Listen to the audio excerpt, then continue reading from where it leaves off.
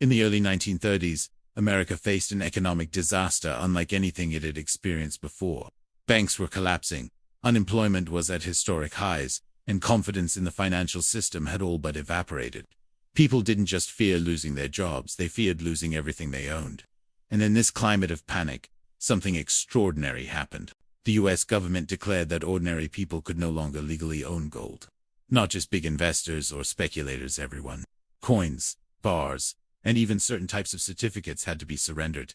Overnight, a form of wealth that had been trusted for thousands of years was suddenly off limits to the very citizens who held it. To understand how the government reached this point, you have to imagine the world in 1933. The Great Depression had shattered public confidence. Banks operated on the gold standard, meaning every dollar was backed by a fixed amount of gold. When fear spread, people rushed to exchange paper money for physical gold. As vaults emptied, the entire monetary system began to buckle. Newly elected President Franklin Roosevelt was handed an economy in freefall, and he made it clear he would use extraordinary measures to stop the collapse. And one of those measures changed the financial landscape forever. In April of 1933, Roosevelt issued an order requiring Americans to hand their gold over to banks or the Federal Reserve in exchange for paper dollars. The government insisted the move would stabilize the banking system and keep people from hoarding gold in fear. Most citizens, overwhelmed by the threat of massive fines and prison time, complied. They walked into banks carrying bags of coins inherited from parents and grandparents, trading them in because the law demanded it. Some hid their gold in secret places or transformed it into jewelry to avoid detection, but those were the exceptions. For everyday families, resistance was simply too risky. What few people realized at the time was how quickly the value of that surrendered gold would change. Less than a year later, the government raised the official price of gold dramatically. That single decision instantly increased the value of the gold held by the government, and simultaneously weakened the value of the paper dollars citizens had received. In practice, this meant the government benefited from the very assets it had required people to give up. For ordinary Americans, it felt like the rules of money had been rewritten overnight and, not in their favor. The impact didn't stop with the gold itself. Many contracts at the time were written with clauses tied to gold, promising repayment in a fixed amount of gold rather than in dollars. When the government removed gold from circulation, those agreements became impossible to honor. Lawsuits erupted, and the issue reached the Supreme Court. By a razor-thin margin, the court sided with the government, ruling that, in times of national emergency, financial rules could be changed, even if private contracts were disrupted. The decision set a powerful precedent. The state could reshape the foundations of the monetary system when it believed the public interest demanded it. For Roosevelt's administration, these actions opened the door to a new economic strategy.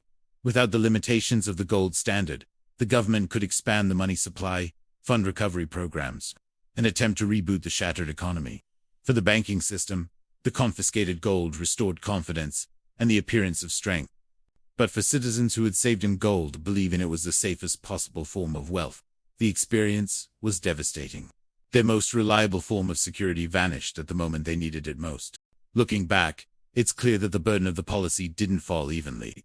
Wealthy individuals with political influence often found ways to protect themselves. Some shifted gold abroad before the new rules took effect, while others converted holdings into forms that were exempt from the order. Everyday people didn't have those options. They turned in their gold because they had to, and they watched its value soar only after it was out of their hands. The transfer of wealth from households to the government and the financial sector was enormous. The story, Dose and Tea, end in 1933. The episode is a reminder of how quickly the rules of money can change when leaders believe the system is under threat. Decades later, during the global financial crisis of 2008, governments poured trillions into saving major banks while taxpayers absorbed the consequences. In the crisis in Cyprus in 2013, depositors watched a portion of their bank balances seized to stabilize the system. More recently, massive money creation during the pandemic caused prices to rise faster than wages, reducing the real value of savings. These events take different forms, but they echo the same lesson. Financial stability often comes at the expense of the public. Inflation itself is a quiet form of wealth erosion. No agents show up at your door, and no one demands you hand over your savings. But as prices increase faster than incomes, purchasing power shrinks. What you saved last year buys less today.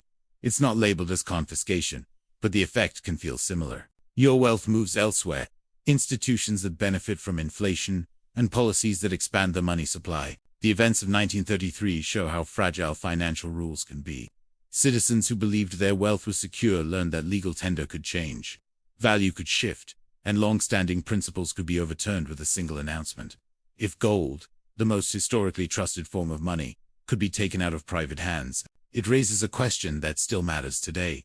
What other forms of wealth could be exposed if another crisis hits? This doesn't mean panic is the right response. Instead, it highlights the importance of understanding how money works, how policy shapes financial outcomes, and how history tends to repeat its patterns. Real financial resilience comes from more than a bank balance. It comes from knowledge, from diversification, and from recognizing that systems can change far faster than most people expect. When America took its citizens' gold, the move was framed as a necessary act to save the country, an act of shared sacrifice. But for many families, it was a moment when the ground shifted under their feet. Their most secure asset was no longer theirs. And when the value of that asset soared shortly after the confiscation, the imbalance became even clearer. The system was preserved, but the cost was borne by those who had the least power to resist. If this story gives you a new way to look at money, history, and the decisions made in times of crisis, consider subscribing.